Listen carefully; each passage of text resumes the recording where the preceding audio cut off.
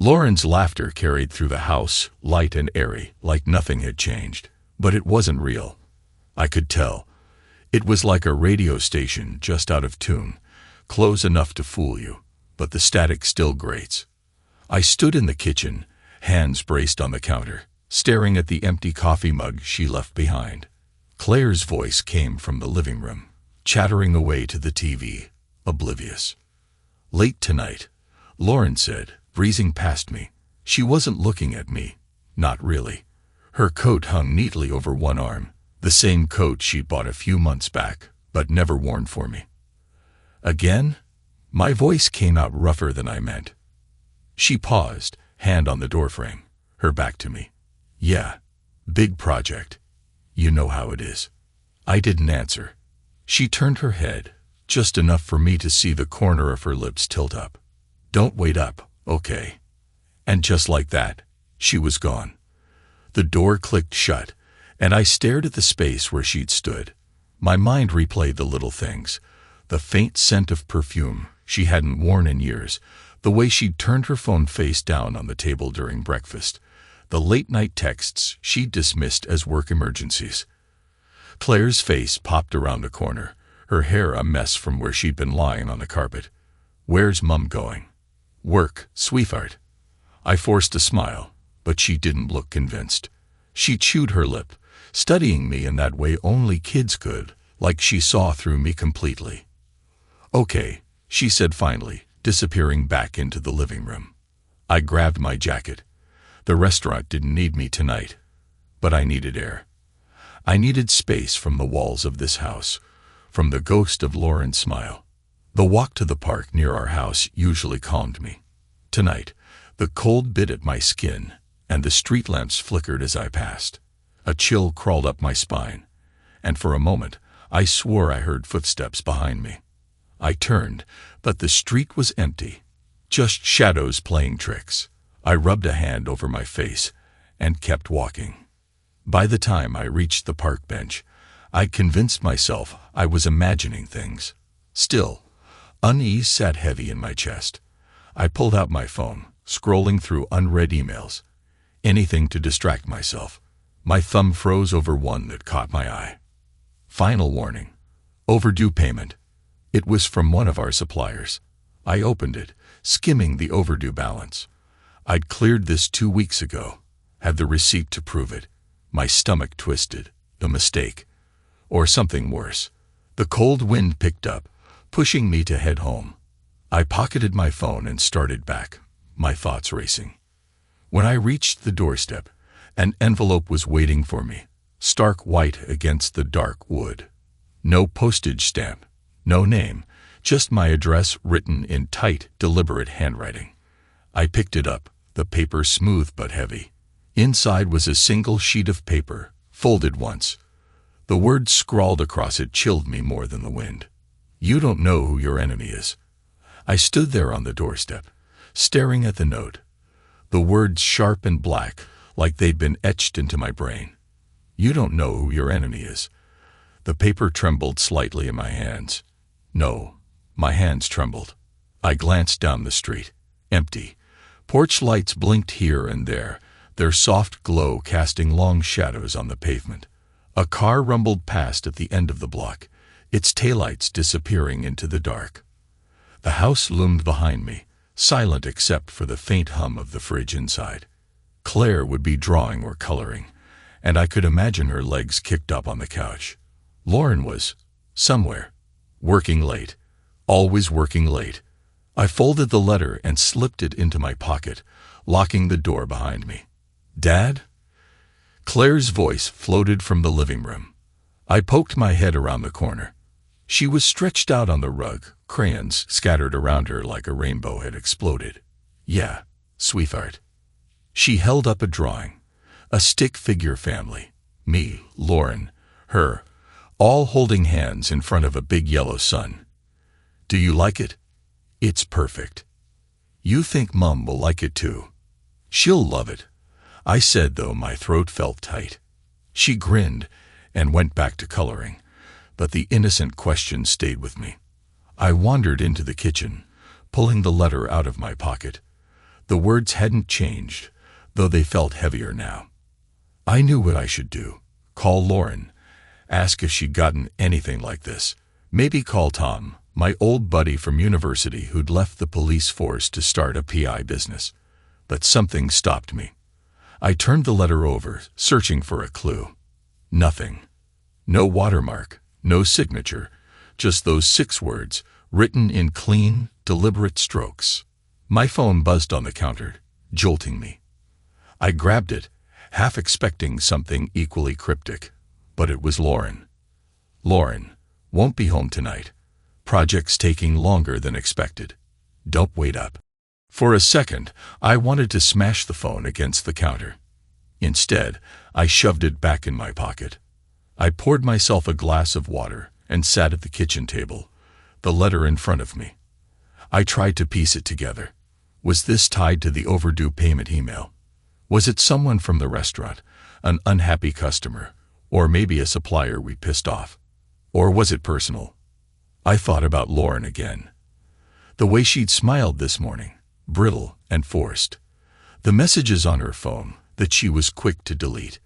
The new perfume. Dad? Claire's voice startled me. She stood in the doorway, her hair sticking up like she'd been lying on the carpet. Her sketchpad was tucked under her arm. You okay? She asked. Yeah. My voice came out too flat. I forced a smile, just thinking about some work stuff. She tilted her head, studying me. Kids always know more than they let on. Do you want me to draw you something? She asked. I nodded. That'd be great, sweetheart. Something nice. Her face lit up. She darted back to the living room, her little footsteps padding against the floor. When she was gone, I stared at the letter again, my thoughts looping back to the same nagging question. Who sent this? It didn't matter. Whoever it was, they'd just made a mistake. Morning sunlight filtered through the blinds, too warm for the icy knot in my stomach. The house was quiet, but it wasn't the comforting kind. Lauren had left early again, her presence reduced to the faint smell of perfume lingering in the hallway. I sat at the kitchen table, Claire across from me, her face buried in her coloring book. Her crayon scratched against the page with furious intent, oblivious to the storm in my head. Mum said she'll be late again, she asked, not looking up. I nodded, taking a sip of my coffee.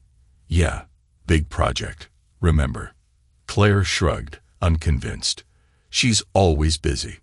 I didn't know what to say to that, so I let the silence grow. After Claire disappeared to the living room, her sketchpad in tow, I stayed at the table. My phone buzzed on the counter, but I ignored it.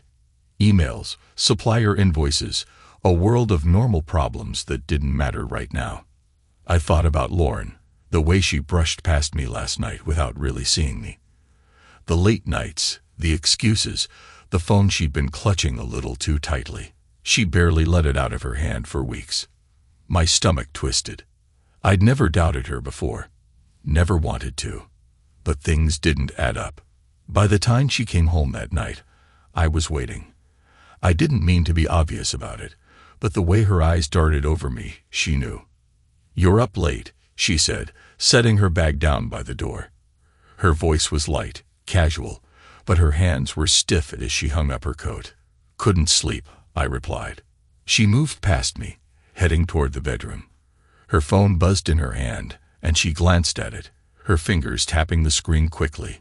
She didn't notice me watching. Work again? I asked, my voice steady. She turned, her brow furrowing. What? The late nights, I said, standing. The locked phone. The messages. I figured it must be work, right? Her lips parted slightly, her expression carefully neutral. What's that supposed to mean? I don't know. You tell me. She sighed, brushing past me. You're being ridiculous. Am I? Her back stiffened, but she didn't turn around. I leaned against the counter, watching her retreating form. Your boss must be thrilled with all the extra hours you're putting in. What's his name again? She froze in the doorway, her knuckles white against the frame. You're imagining things, she said without turning around. Am I? Her shoulders rose and fell sharply, but she didn't answer. She disappeared into the bedroom, the door clicking shut behind her. I exhaled, trying to push down the anger simmering in my chest. I wanted to storm after her, demand answers, but I couldn't. Not yet. I needed more than my gut. I grabbed my phone off the counter, scrolling through my contacts. Tom Green. I hovered over the name for a moment before tapping it. It rang twice before his voice came through, groggy and annoyed. Mike, do you know what time it is? I need a favor, I said, ignoring the tone. There was a pause on the other end. This better be important. It is. My grip tightened on the phone. I think Lauren's hiding something, and I need your help to figure out what. Tom leaned back in his chair, the leather creaking under his weight. His small office smelled faintly of burnt coffee, the blinds half drawn to block out the midday sun. The clutter of files and papers on his desk made it clear he hadn't expected company. Let me get this straight, he said, steepling his fingers. You think Lauren's cheating on you, but you're not sure. I shifted in my seat. I don't know if it's that, but something's going on. She's working late every night, guarding her phone like it's the crown jewels. And you don't trust her, Tom cut in, his tone flat. My jaw tightened. I wouldn't be here if I did. Tom stared at me for a long moment, his eyes sharp but unreadable. Then he leaned forward, pulling a notepad from under a stack of files. All right, let's start with the basics. What makes you think it's more than just work? I hesitated, my thoughts a tangled mess. She's distant, like really distant. And last night, her phone buzzed. Some guy named Daniel. The message was, too friendly, not business. Daniel who? I don't know. That's why I'm here. Tom scribbled something on his pad, his pen scratching against the paper. You're asking me to dig into her. That's a big step, Mike. I don't have a choice. The words came out harder than I intended. I've got Claire to think about. And the business. If she's hiding something that could blow all this up, I need to know before it's too late. Tom nodded slowly, his gaze flicking to the photo on his desk. It was old, faded, a younger version of him in a uniform, standing next to a beat-up patrol car. All right, but if I'm doing this, I'm not pulling punches. You ready for that? I didn't hesitate. Yeah. Good. He flipped the notepad shut and stood. I'll start with her office, see what she's really doing during these late nights. But you need to prepare yourself, Mike. If there's something to find, it's not going to be pretty. I stood too, shaking his hand. Thanks, Tom. Just keep it quiet. Claire doesn't need to know. He nodded once, his grip firm. I'll be in touch. The ride home felt longer than usual. The streets blurred past, my thoughts racing. I hated this, hated what it made me feel. Paranoid, suspicious. Lauren and I had built a life together, fought through rough patches, but this felt different. When I got home, Claire was in the living room, a fortress of cushions and blankets spread across the floor. She grinned when she saw me. You're back. Can we watch the movie now? Of course, I said, forcing a smile. As she cooed up the film, I settled onto the couch, trying to shake the weight in my chest. Her laughter during the opening credits was like a balm, but it didn't last. My mind kept drifting to Lauren, to Tom, to Daniel. Claire leaned against me, her small hand tugging at my sleeve. Dad, you're not watching. I blinked, turning to her. Sorry, sweetheart. Just thinking. About work. I nodded, not trusting myself to say more. She frowned, her eyes narrowing. Is Mum okay? She's been weird lately. The question hit me like a punch to the gut. I wrapped an arm around her shoulders, pulling her close. She's fine, kiddo. Don't worry about that, okay? Claire nodded, but the doubt lingered in her eyes. As the movie played on, I couldn't help but wonder if I was doing the right thing, if uncovering the truth would protect my family, or shatter it. Tom's text came late that night. Just 2 words. Got something. I stared at my phone, the screen casting a cold glow in the darkened living room. The house was quiet, save for the faint hum of the fridge. Lauren had retreated to the bedroom hours ago, claiming exhaustion, and Claire was asleep upstairs. The message sat there like a stone in my chest. I typed back, "What is it?" His response came almost immediately. "Photos. Meet tomorrow." The next day, Tom's office felt even smaller, his desk buried under a new wave of files. He slid an envelope across to me, his face unreadable. "Take a look." My fingers hesitated over the flap before pulling it open. Inside were glossy, color-printed photos. Lauren was in every single one. The first was her at a cafe I didn't recognize, sitting across from a man I could only assume was Daniel. He was older than I expected, polished, sharp. His suit looked expensive, his posture casual but commanding. The next photo showed them standing outside, close enough that it felt intimate. Lauren's face was tilted up toward his, her expression unreadable.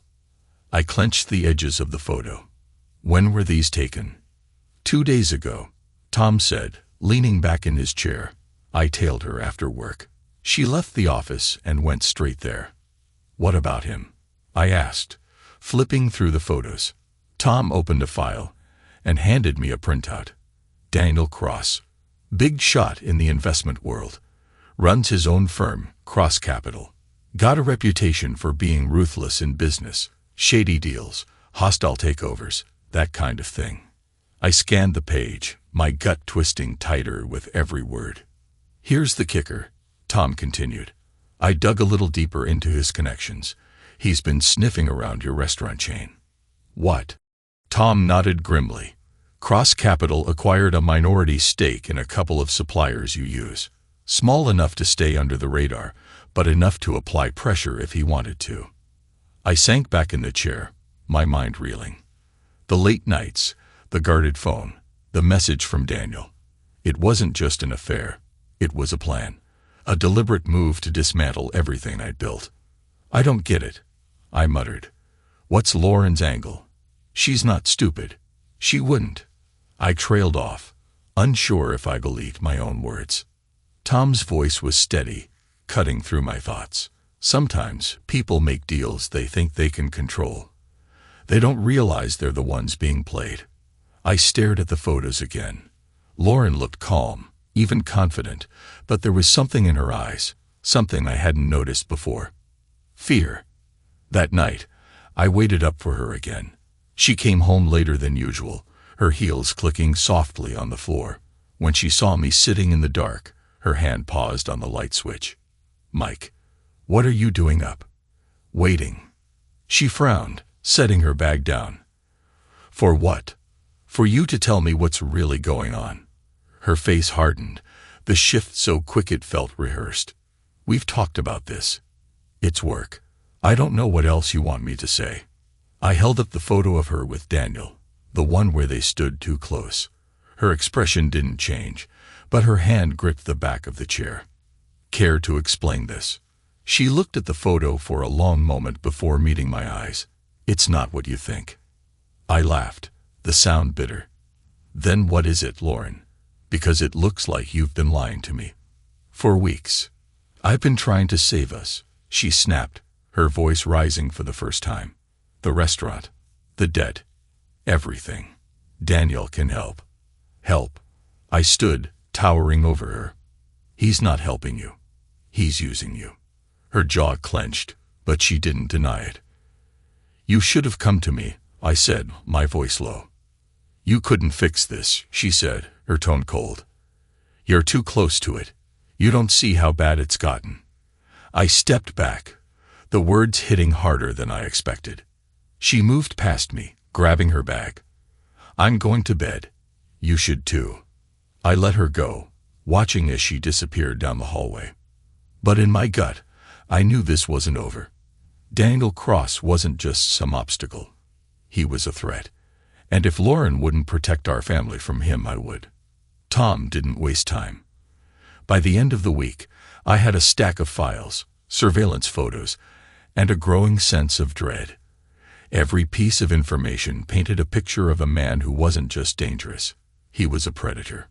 Daniel Cross had built his empire by exploiting the desperate. He found weak points, financial struggles, failing businesses, personal insecurities, and turned them into leverage. Once he had control, he squeezed. Businesses folded, lives ruined. He walked away richer every time. And now he had his sights set on me. That evening, I sat at the kitchen table with Tom's dossier spread out in front of me. Lauren's car wasn't in the driveway, and Claire was asleep upstairs. The silence felt too heavy, like the house itself was holding its breath. I flipped through the photos again. One showed Lauren and Daniel in a private room at a restaurant I didn't recognize. The way he leaned in, smiling, his hand resting on hers, it wasn't just business. It couldn't be. Tom's notes filled in the gaps. Daniel had a reputation for charming his way into people's lives, especially women. He wasn't above using personal relationships to close deals or gain insider information. I clenched my fists, anger bubbling under the surface. Lauren thought she could control this, that she could outsmart him. My phone buzzed, pulling me out of my thoughts. It was Tom. "Mike," he said when I answered, his voice low. "You sitting down?" "Yeah." "Good. I've got something else for you. It's bigger than I thought." "What is it?" He sighed. "Cross isn't just looking at your business. He's actively moving on it. He's been buying out suppliers you depend on. Quietly. A couple of them have already signed exclusive contracts with him, which means I lose them." I finished, my jaw tightening. "Exactly. And he's not stopping there. He's looking for ways to destabilize your finances. If he can tie you up in a legal battle or an audit, you're done." My grip on the phone tightened. "And Lauren?" "From what I've seen, he's using her to gain access. She's feeding him information, whether she realizes it or not. But it's not just business with her, Mike. The way he operates, it's personal." I didn't respond. The words hit too hard, too close to the fear I'd been burying. "Listen," Tom said. "You've got to act now. If you don't cut this off, he'll bleed you dry." I thanked him and hung up, my thoughts racing. Lauren came home late again, her heels clicking softly against the floor. She found me in the kitchen, the table still littered with the evidence Tom had gathered. Her face hardened the moment she saw it. "What's this?" "You tell me," I said, standing. "You've been working with him, haven't you? Feeding him everything he needs to tear me apart." Her eyes darted to the photos, the files, her mask of calm cracking. "It's not like that." "Then what is it?" I demanded, my voice rising. "Because from where I'm standing, it looks like you sold us out. The restaurant. Claire. Me. I did this for us." She snapped, her voice sharp and defensive. "You don't understand how close we were to losing everything. Daniel offered a way out. By dragging us into his mess. By letting him dismantle everything I've built. I thought I could handle it," she said, her voice faltering. "Well, you can't," I said, slamming my hand on the table. "He's playing you, Lauren. And when he's done, he's going to leave you with nothing." She stared at me, her eyes glistening. But no tears fell. She wasn't the crying type. "I didn't know," she whispered finally. "I didn't know it would go this far." I wanted to believe her. I wanted to believe that she'd been manipulated, that she wasn't complicit in this. But the anger burned too hot. "Then stop lying to yourself," I said, my voice cold. "Because this isn't just about you anymore. It's about Claire. And I won't let her lose everything because you made a deal with the devil." She didn't answer, just turned and walked out of the room. The bedroom door clicked shut moments later. I stared at the table, at the mess of papers that represented my life falling apart. My hands shook, but I steadied them. The next morning, I was done waiting. If Daniel Cross thought he could manipulate Lauren and dismantle my life, he'd learn he'd underestimated me. I started by calling Tom. "Anything new?" I asked, gripping the foam so tightly it creaked. "Just digging deeper into his web," Tom said. "Cross doesn't do anything without a backup plan. The guy's a master chess player, always thinking 3 moves ahead." "Well, it's time he faced someone who plays dirty." Tom chuckled. "That's the spirit. What's your move?" "I need to know where he's vulnerable," I said. "There's got to be something in his empire I can use. He's not untouchable." "Not untouchable, but slippery as hell," Tom said. "You want leverage. I'll dig faster. Might take a few days." "Do it." While Tom worked his angle, I started mine. Daniel Cross wasn't just a name anymore. He was a face, a presence I couldn't shake. I found myself poring over his history, learning everything I could about him. His reputation for ruthless business tactics wasn't just gossip. It was a trail of lawsuits, ruined companies, and people he'd stepped on to climb higher. But there was something else, a pattern. He didn't just dismantle businesses. He humiliated their owners, dragging them through public scandals and legal battles. It wasn't enough for him to win. He needed his enemies destroyed. That wasn't going to be me. It was 2 days later when Tom called again. "Got something," he said. "It's not much, but it's a crack in his armor." "What is it?" "One of his former partners, Susan Lee.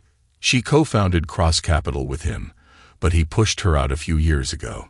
Word is, it wasn't clean. There's bad blood." I sat up straighter. "How bad?"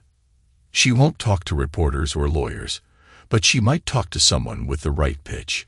If anyone knows where the bodies are buried, it's her." I was already grabbing my keys. "Where do I find her?" Susan Lee lived in a modest townhouse on the other side of the city, a far cry from the luxury penthouses Daniel occupied. When she answered the door, she looked wary, her eyes flicking over me like she was measuring the weight of my problems. "I don't do interviews," she said flatly. "I'm not a reporter," I said. "I'm Michael Rivers, and I need your help." Her brow furrowed, but she didn't shut the door. "Rivers, the restaurant guy." "That's me. And right now, Daniel Cross is coming for everything I've built." Her lips pressed into a thin line. "Of course he is." "Look," I said, lowering my voice, "I know you have no reason to help me, but if there's anything at all, you can tell me about him. It could make all the difference." She hesitated, her hand tightening on the doorframe. Then she stepped aside. "Come in." Her living room was small but tidy, filled with books and framed photos. She sat on the couch, gesturing for me to take the chair across from her. "Why now?" she asked. "Because he's got my wife wrapped around his finger," I said. "And because I'm not going to let him destroy my family." Her expression softened slightly, but she still looked guarded. "Daniel is methodical," she said slowly. "He doesn't just go after businesses. He goes after people. Weaknesses, vulnerabilities. That's where he strikes. And once he's in, it's almost impossible to get him out." I leaned forward. "How do I stop him?" Susan's eyes darkened. "You don't play his game. You make him play yours. Daniel thrives on control. If you take that from him, he crumbles." "And how do I do that?" Her gaze locked with mine. "Expose him. Show the world what he really is. But you'll need proof. And the only place you'll find that is in his records. Financials, emails, deals he's tried to hide. He keeps everything, because he thinks no one can touch him." My heart pounded. "Do you know where I could find those records?" She hesitated, then nodded. "He has a private server at his main office. Everything runs through there, but it's locked down tight. You'd need access codes, physical access." "I'll figure it out," I said, standing.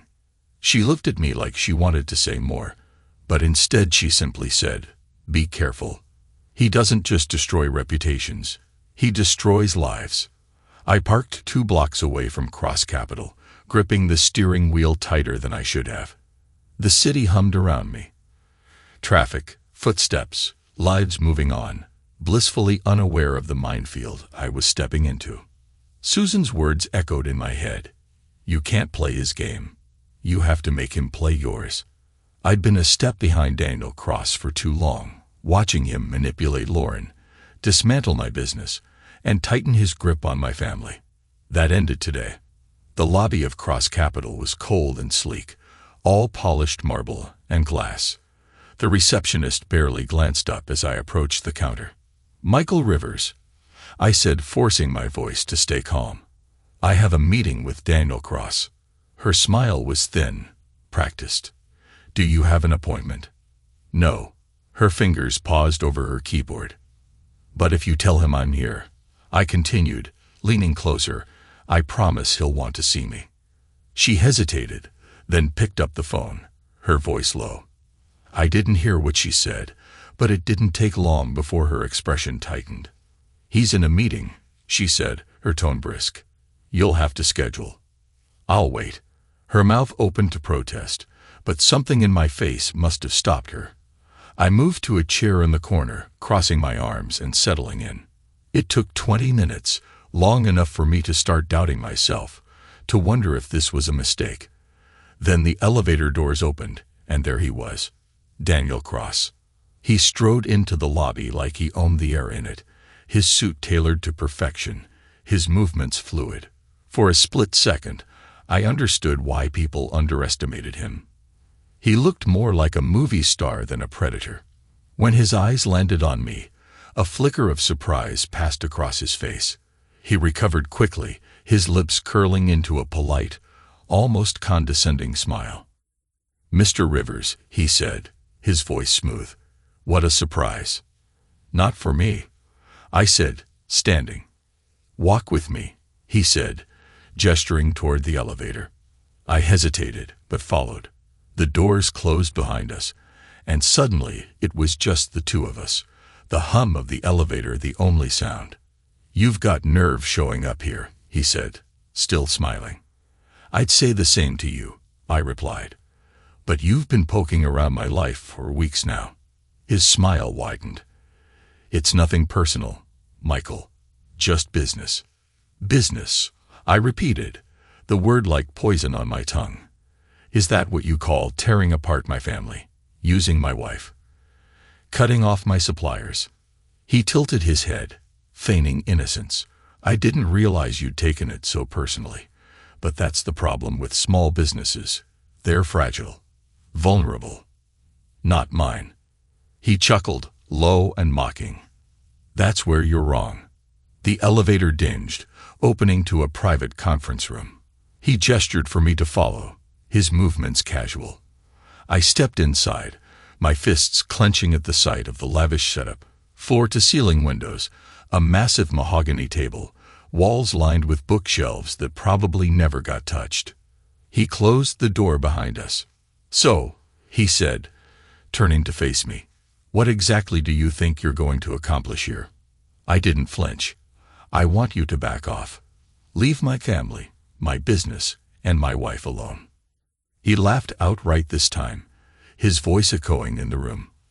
"Leave your wife alone. She came to me, Michael. She needed a way out, and I gave her one. If you couldn't provide that, maybe you should be asking yourself why." Anger surged, but I forced it down.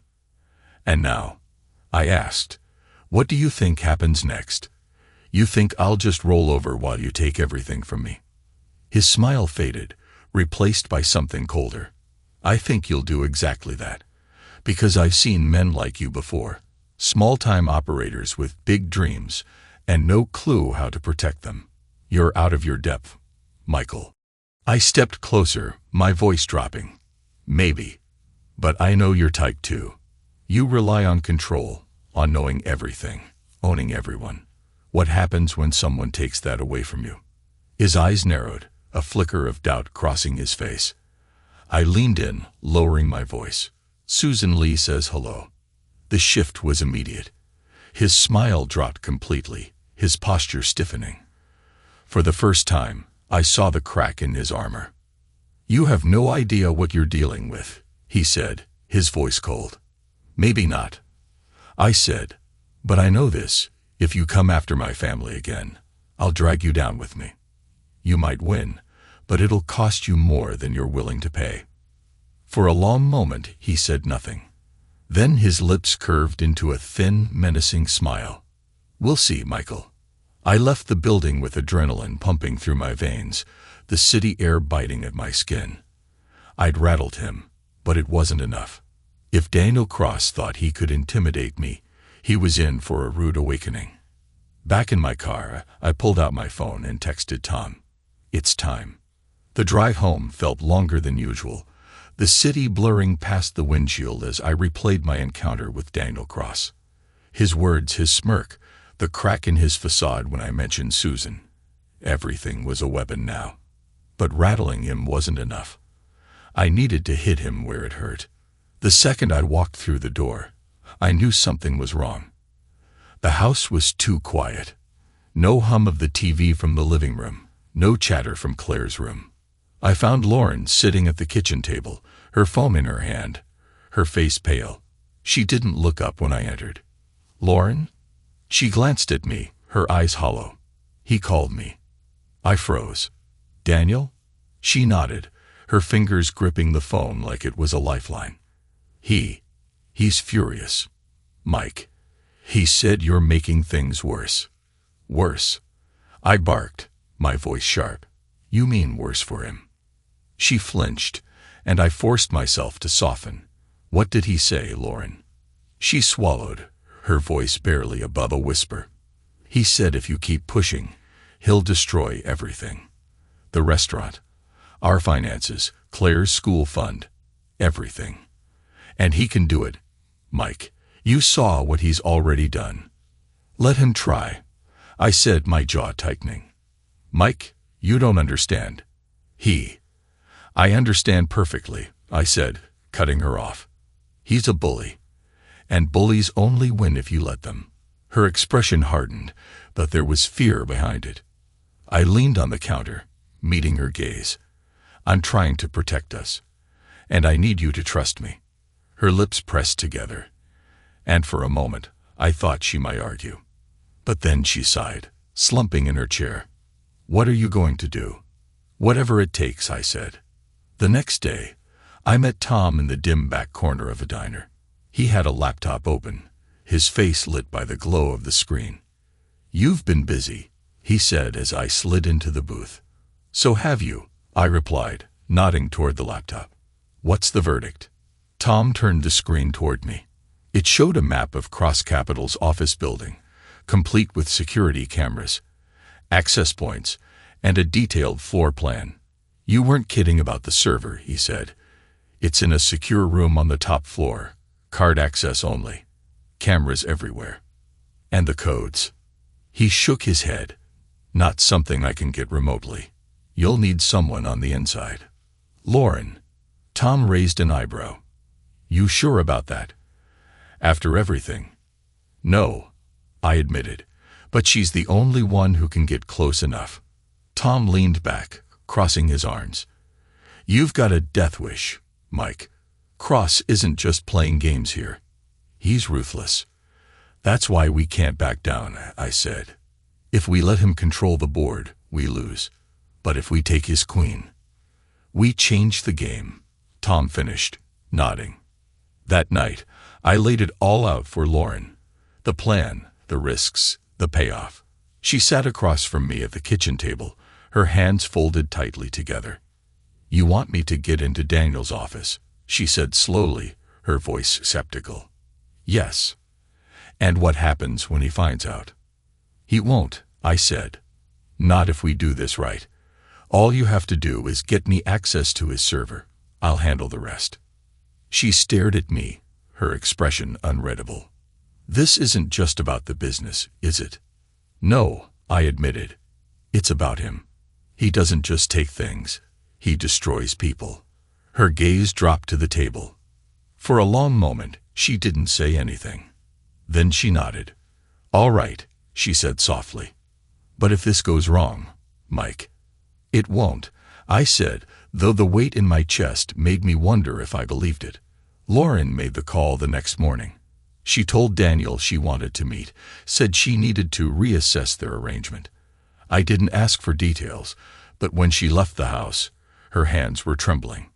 From a parked car down the street, I watched her enter Cross Capital, my heart pounding in my ears. I had no way of knowing what was happening inside, but I trusted her. I had to. An hour later, my phone buzzed with a text. "Lauren, you're in. Don't make me regret this." That night, I sat in the glow of my laptop, staring at the files I'd pulled from Daniel's server. They were worse than I'd expected. Shady deals, bribes, threats, all tied to names I recognized. Suppliers, competitors, even local officials. The files were a ticking bomb. As I sat in the glow of the laptop, scrolling through the depths of Daniel's empire, one thing became clear. This wasn't just leverage. It was a blueprint to destroy him. Bribes to city officials, blackmail material on competitors, questionable tax filings. It was all here, tied to Daniel Cross in ways that even his team of lawyers couldn't untangle. But it wasn't just him. The folder labeled Rivers felt like a personal invasion. Every detail of my life, accounts, transactions, even private emails between Lauren and me, was laid bare. There were even school records for Claire. My stomach churned.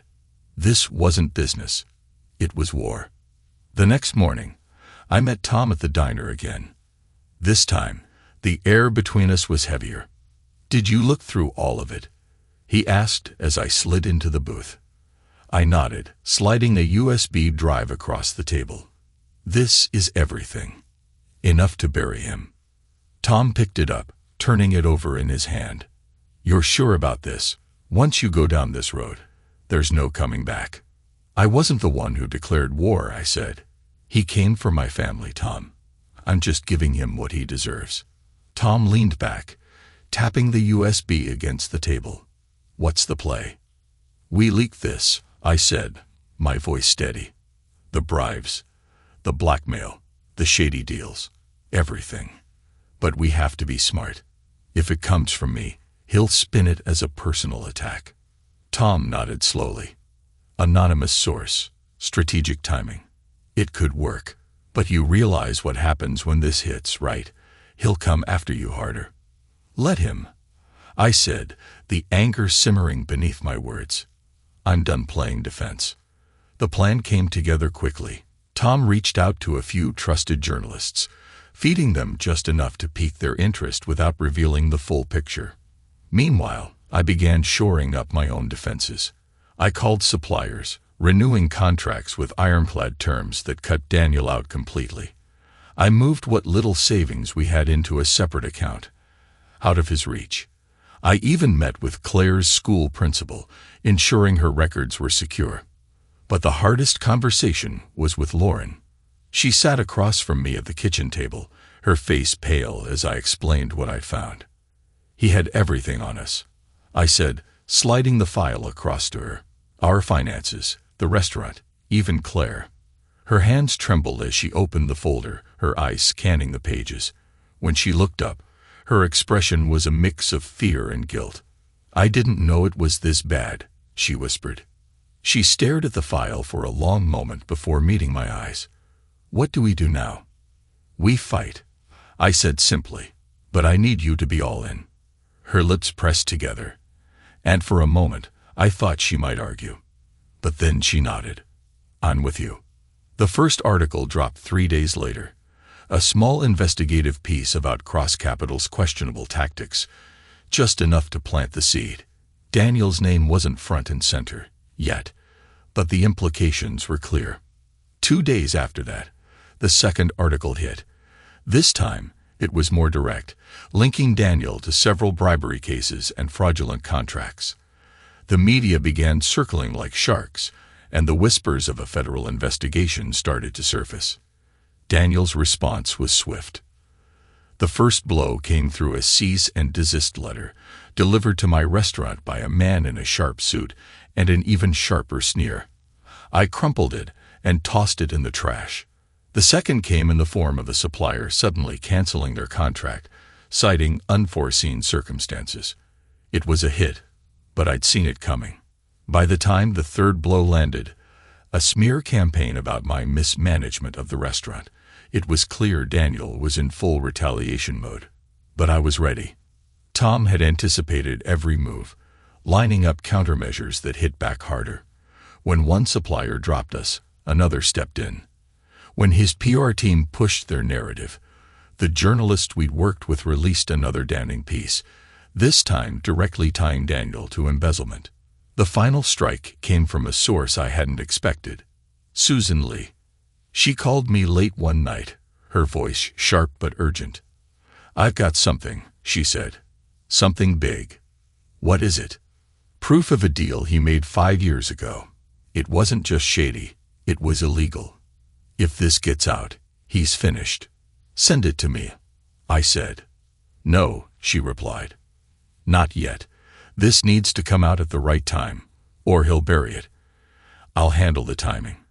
You just need to be ready." I hung up, my pulse racing. The end game was in sight.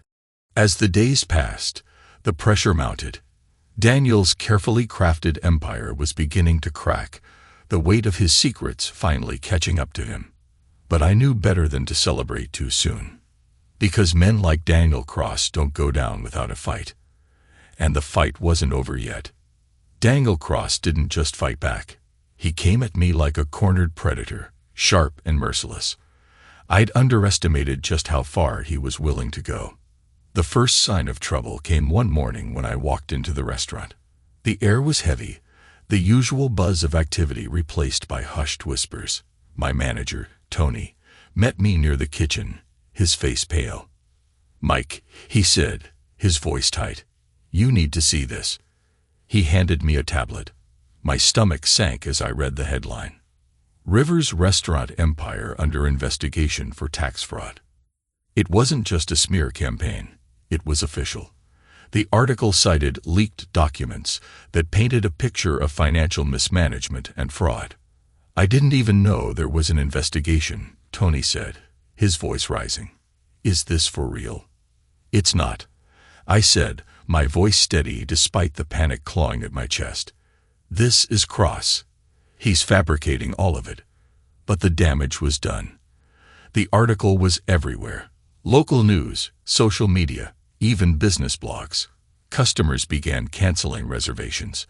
Suppliers started asking questions.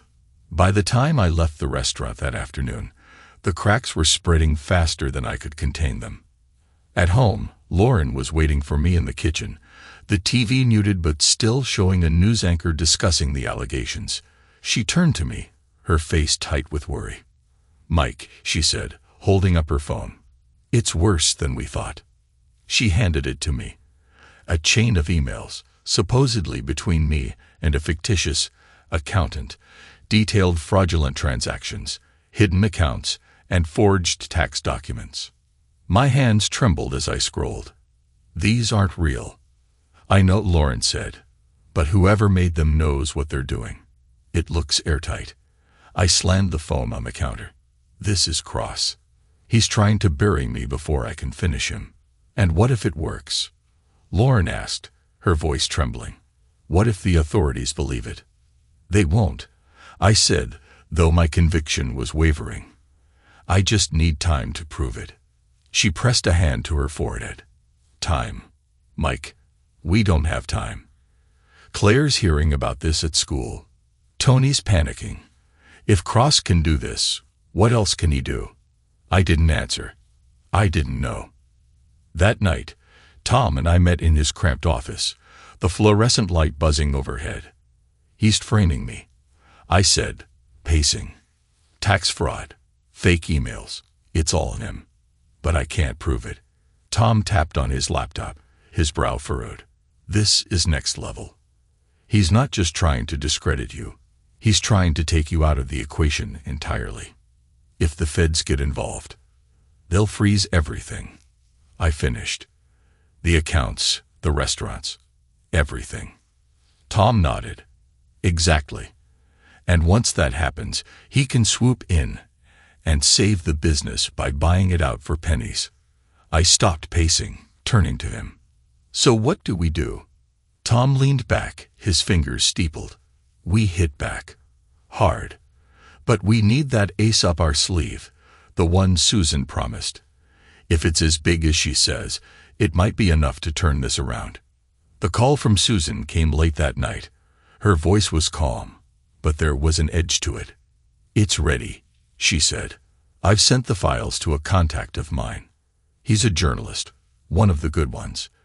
The story goes live tomorrow." "What's in it?" I asked, gripping the phone. "Everything," she said. "Fraud, insider trading, bribery, all tied to Daniel Cross. And unlike what he's throwing at you, this is real. Once it's out, he won't be able to spin it." For the first time in days, hope flickered in my chest.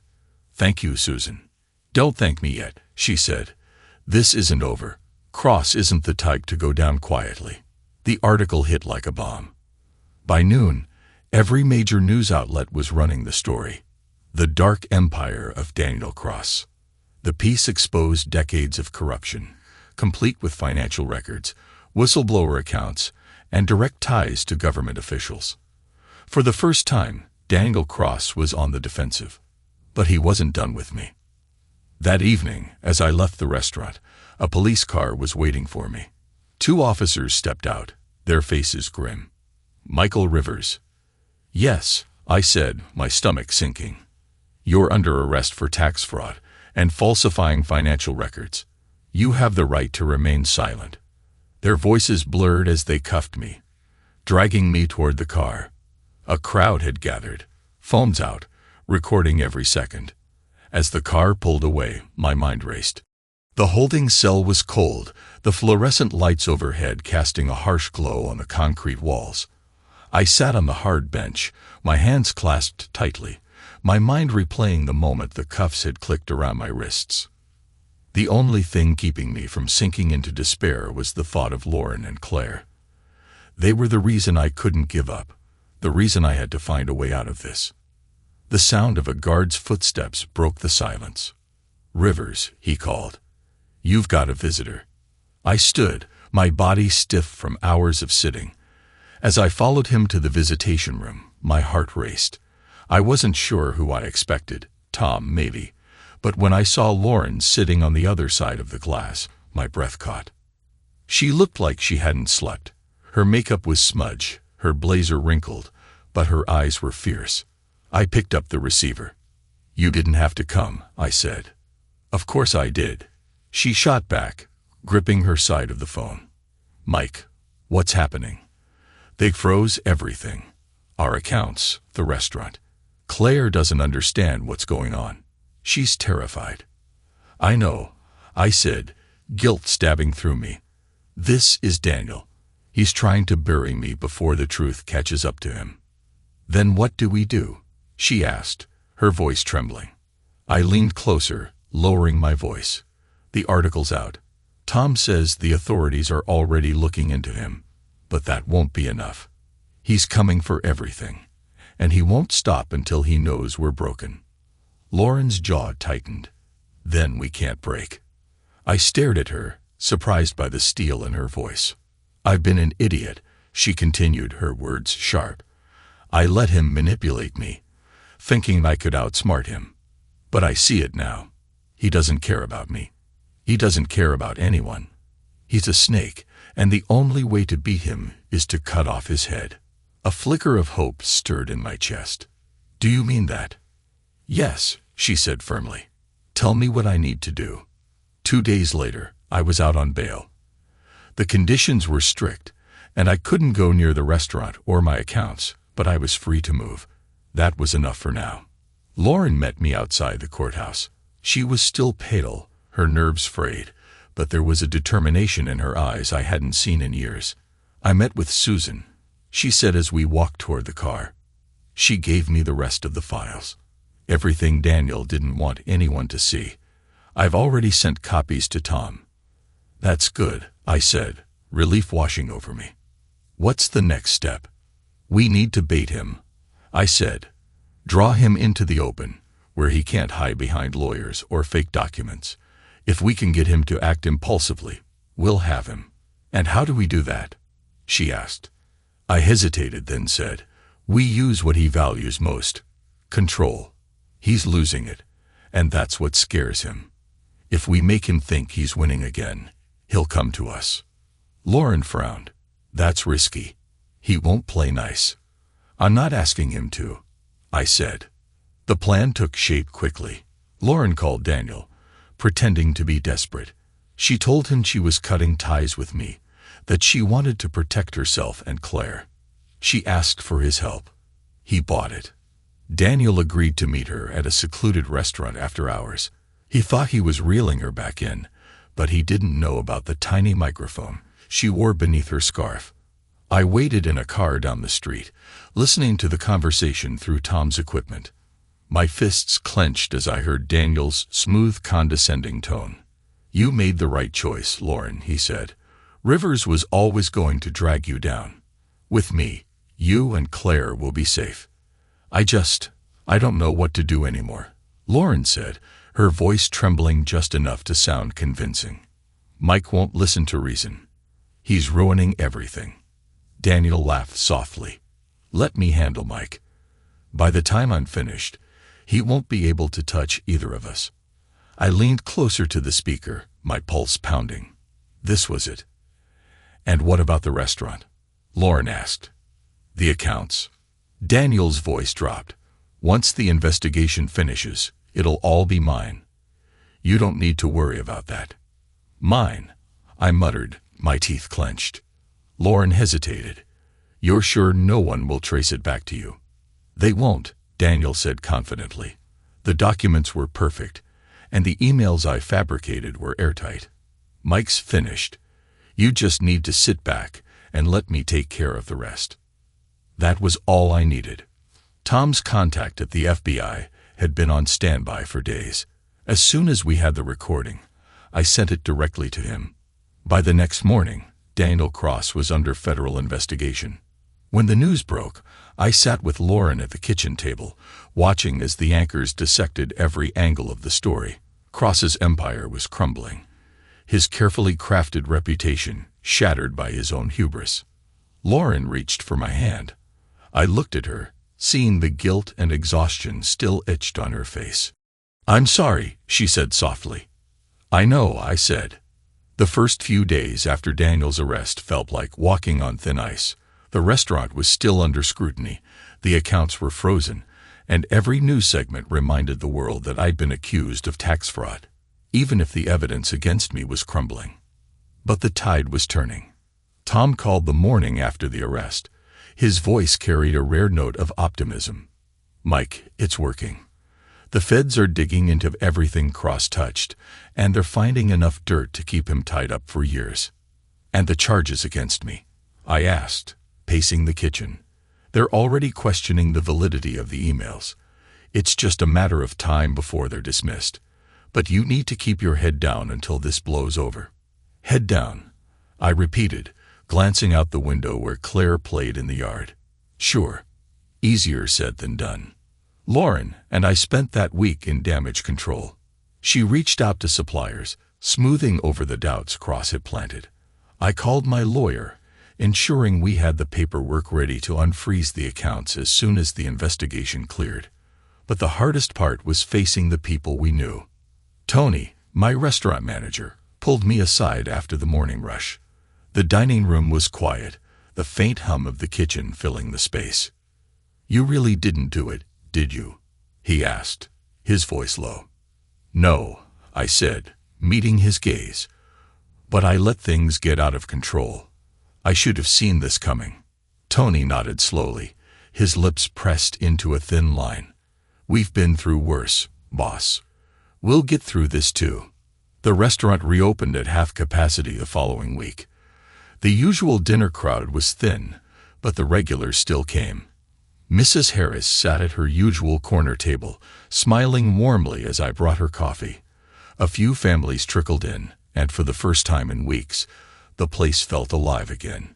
Claire skipped into the kitchen that evening, waving a picture she'd drawn. It was us, her, me, and Lauren standing outside the restaurant. "Mum said everything's going to be okay now," she said, her eyes bright. I knelt down, taking the drawing from her hands. "She's right, sweetheart. We're going to be okay."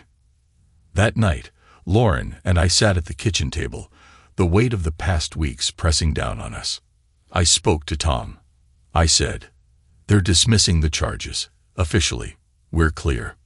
Lauren exhaled, a sound of relief and exhaustion. "It's over then." "Almost," I said. "Cross might be locked up, but his influence isn't gone. There's still fallout to deal with." She nodded, tracing the rim of her coffee mug with her finger. "I'm sorry, Mike, for everything. For letting him into our lives." I reached across the table, covering her hand with mine. "We both made mistakes, but we survived. That's what matters." Her lips trembled, and for the first time in weeks, I saw a glimmer of hope in her eyes. The next morning, a letter arrived in the mail. No postage, no return address, just my name scrawled across the front. I opened it cautiously, half expecting another threat. Instead, it was a single sheet of paper, typed and impersonal. "You've won this round, but the game's not over." My blood ran cold. I looked out the window, scanning the street for anything unusual. The neighborhood was quiet, the sunlight casting long shadows across the pavement. When I showed the letter to Lauren, she paled. "Do you think it's him?" "Maybe," I said, my voice tight. "Or someone working for him." That evening, I stood in the backyard, watching Claire chase fireflies under the fading sunlight. Lauren joined me, her arm brushing against mine. "We'll get through this," she said quietly. I nodded, though my gaze lingered on the horizon. Daniel might be in custody, but shadows of his influence still lingered. The news broke a week after I received the letter. Daniel Cross had been formally charged with multiple counts of fraud, embezzlement, and bribery. Federal prosecutors described it as one of the most elaborate financial schemes in recent history. I watched the broadcast from the restaurant office, my fists clenched as the reporters replayed clips of Daniel being escorted out of a courthouse in cuffs. His face was unreadable, his signature smirk gone. "Couldn't have happened to a nicer guy," Tom said, leaning in the doorway. "This is just the beginning," I replied. "He's still got people on the outside. If we're not careful, they'll pick up where he left off." Tom nodded. "True, but his network's collapsing. The feds are freezing his assets, his board's abandoning ship, and his firm's been delisted from the exchange. He's done, Mike." I wanted to believe that, but the letter still sat in my desk drawer, a reminder that Daniel had been one step ahead before. "What about us?" I asked. "Your charges are gone," Tom said. "Officially dismissed, and the feds know you cooperated. If anything, you've got more goodwill now than you did before." "Good," I said, "because I'm not just going to rebuild. I'm going to make sure no one like him ever gets close again." By the time the lunch rush started, the restaurant was busier than it had been in weeks. Regulars poured in, their smiles cautious but genuine.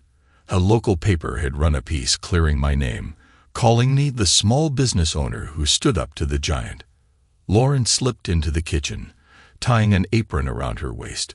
She hadn't worked the floor in years, but today she insisted. "It's time we showed people we're still here," she said, handing me a plate. "Side by side, huh?" I teased. She smiled faintly. "That's how we started. That's how we'll keep going." The call from Susan came that evening. "Have you seen the news?" she asked, her voice taut. "I've seen the headlines," I said. "There's something you need to know," she said. "Daniel's people are scattering, but a few of them are trying to salvage what's left of his empire. They've been reaching out to anyone still loyal to him, promising deals, favors, whatever it takes to keep the machine alive." My grip on the phone tightened. "You think they'll come after me again?" "They might, or they might focus on rebuilding somewhere else. Either way, don't relax." "Not yet." "I won't," I promised. The next few days were a whirlwind.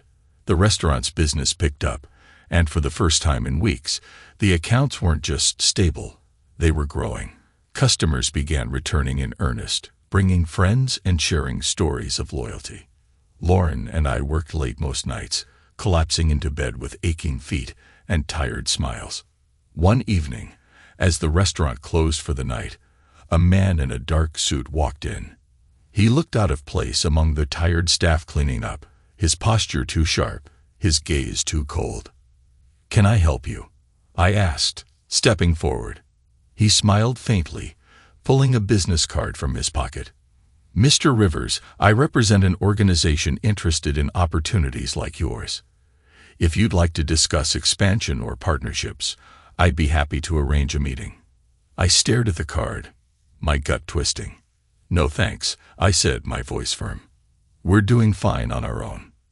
His smile didn't falter, but his eyes darkened. "Suit yourself, but if you change your mind—" "I won't," I said, cutting him off. He nodded politely, tucking the card back into his pocket. "Good luck, Mr. Rivers." As he left, Lauren came up behind me, her expression tense. "Who was that?" she asked.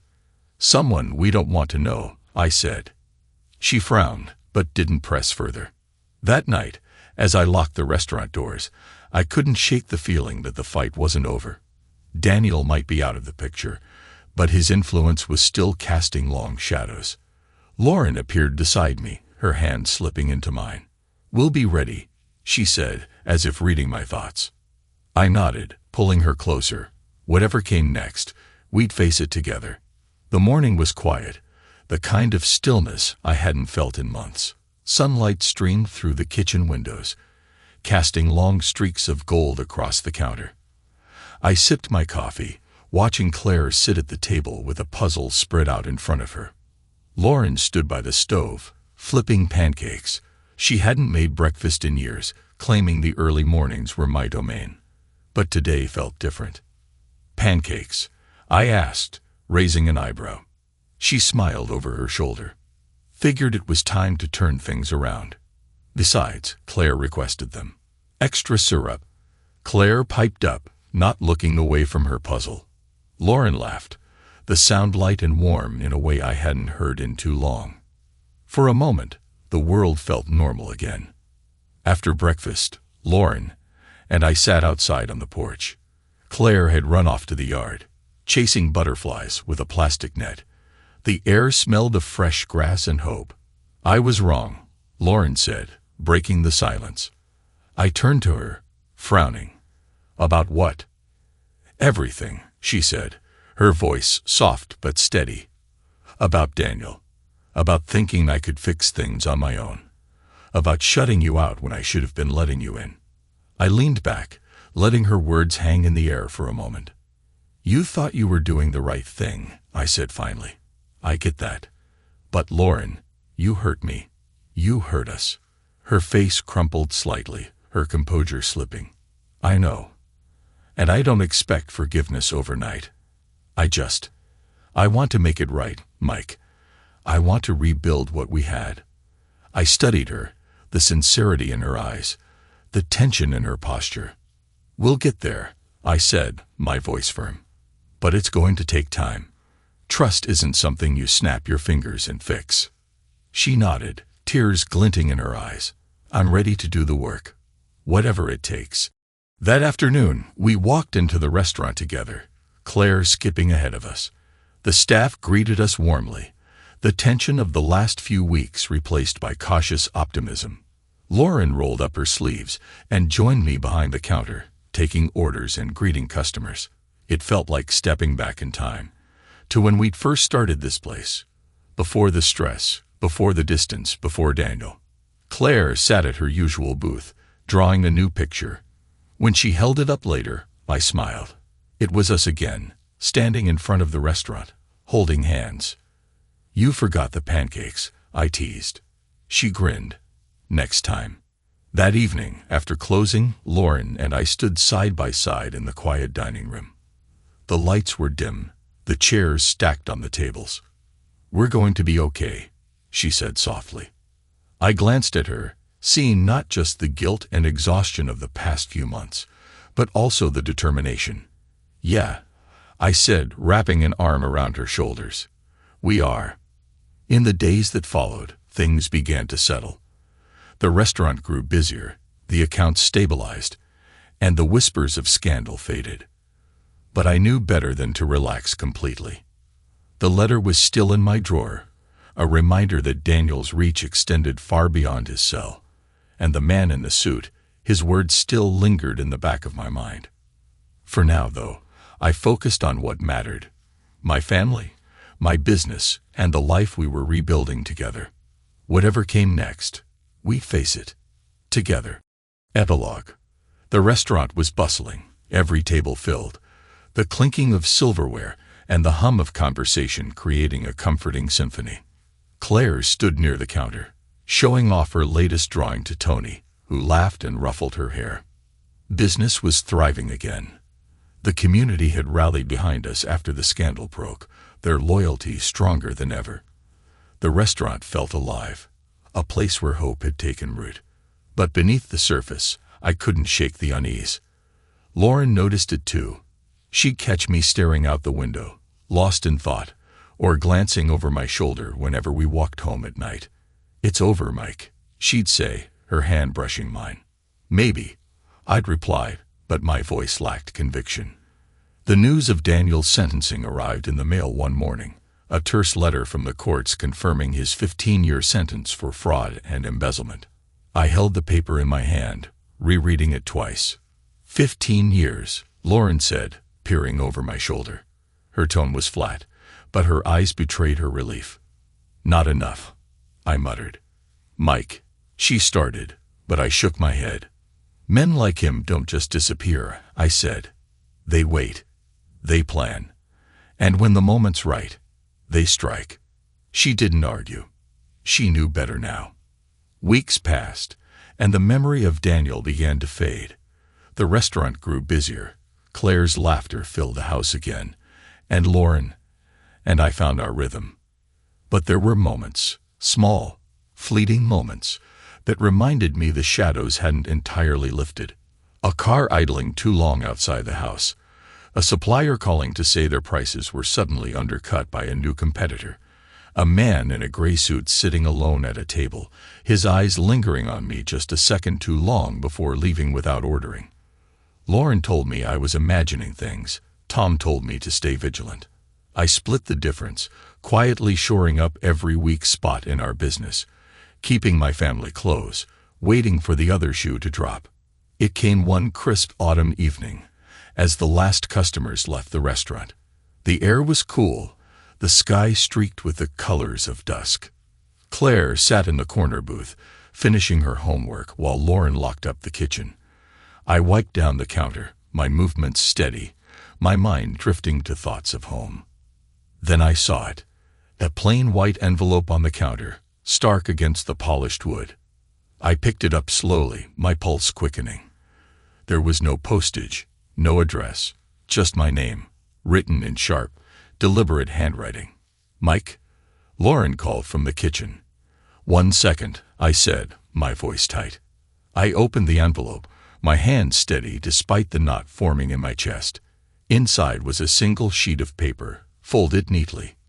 I unfolded it, the words scrawled across the page in the same precise handwriting. "You thought you won. The game isn't over. I'm coming for what's mine." My blood ran cold. "Mike." Lauren's voice was closer now, concerned. I crumpled the letter in my fist and turned, forcing a smile. "Everything's fine. Just an old receipt I missed." She frowned but didn't press. Later that night, as the house settled into its quiet rhythm, I sat alone in the kitchen, the crumpled letter on the table before me. The words echoed in my mind, their weight undeniable. Daniel Cross was behind bars, but his reach hadn't ended. He still had power, still had allies willing to carry out his plans. The shadows were back, darker and colder than ever. But this time, I was ready. I smoothed the letter out, staring at the words again before folding it carefully and tucking it into my drawer, next to the first one he'd sent. Whatever Daniel Cross had planned, he wouldn't catch me off guard. Not again.